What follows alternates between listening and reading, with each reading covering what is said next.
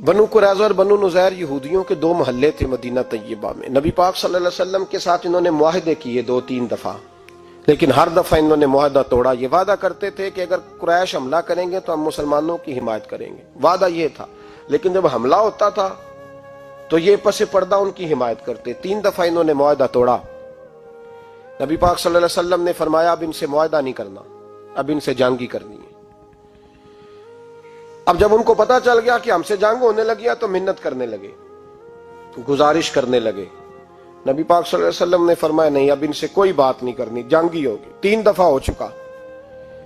انہوں نے منت کی بنو قریظہ نے کہ ہمارے پاس نا حضرت ابو لبابہ کو بھیج دیں۔ حضرت ابو لبابہ رضی اللہ تعالیٰ عنہ انصار کے قبیلے سے تعلق رکھتے تھے، بنو قریظہ کے محلے میں بڑا عرصہ وہ رہے تھے، ان کی وہاں تعلق تھا، ان کی زمینیں تھیں، باغ تھے، جائیدادیں تھیں، دوستیاں تھیں۔ جہاں انسان رہتا ہے وہاں اس کے تعلقات بن جاتے ہیں۔ حضرت ابو لبابہ رضی اللہ تعالیٰ عنہ سے چونکہ وہ قربت رکھتے تھے تو کہا جناب ان کو بھیج دیں۔ میرے نبی پاک سید عالم صلی اللہ تعالیٰ علیہ وسلم نے کہا ابو لبابہ چلے جاؤ، ان کو بتانا نہیں، ویسے میں نے فیصلہ کر لیا ہے کہ اب ان کی گردنیں ہی کٹیں گی، لیکن تم نے بتانا نہیں، ان کی بات ضرور سن کے آؤ، وہ کہتے کیا ہے لیکن کو وعدہ نہ کر کے آنا۔ حضرت ابو لبابہ جب وہاں پہنچے نا تو مومن نرم دل ہوتا ہے، وہ جو ان کی عورتیں تھیں وہ رونے لگیں، بچے منتیں کرنے لگے، ایک موقع اور لے دے، اب نہیں کرتے، ہم بھول گئے تھے، غلطیاں ہو گئیں، ایک دفعہ اور۔ جب بڑی منت کی تو حضرت ابو لبابہ نا اشارے سے کہنے لگے اب کچھ نہیں ہو سکتا، اب تو تمہارے گلے کٹیں گے۔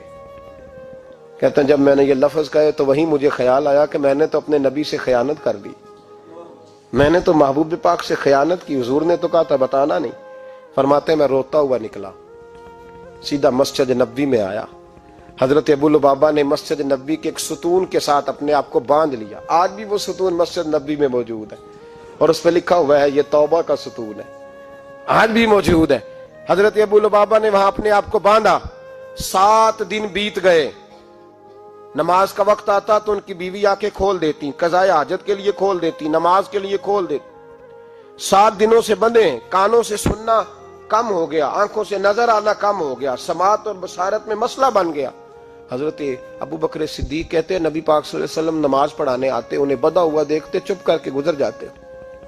ایک دن میں نے عرض کی حضور ابو لبابہ کی حالت دیکھی نہیں جاتی، دعائی کر دیں۔ علامہ اسماعیل حقی کے لفظ ہیں بھائی، ساری تفسیروں میں موجود ہے۔ نبی پاک صلی اللہ علیہ وسلم نے فرمایا وہ ڈائریکٹ رب کریم کی بارگاہ میں گیا ہے، اب اللہ ہی اس کی توبہ قبول فرمائے گا۔ اگر میرے پاس آتا میں اس کے لیے استغفار کرتا تو رب اسے جلدی معاف فرما دیتا۔ یا ایھا الذین آمنوا اتقوا اللہ وابتغوا الیہ الوسیلہ۔ اور بخاری شریف میں حدیث موجود ہے، رسول کائنات سرور دو عالم صلی اللہ علیہ وسلم کے پاس ایک شخص آیا، اس نے آ کر کے عرض کی حضور میں غلطی کر بیٹھا ہوں، گناہ ہو گیا، عصر کی نماز کا وقت تھا حضور میں بھول گیا تھا۔ نبی پاک نے اس کی بات پہ توجہ نہیں فرمائی، اور پھر اس نے عرض کی کھڑے ہو کے یا رسول اللہ مجھ سے غلطی ہو گئی، پاک کر دے۔ حضور نے توجہ ہی نہیں کی۔ تیسری دفعہ پھر کہا تو نبی پاک نے پھر توجہ نہیں کی، فرمایا بلال اٹھو اقامت پڑھو۔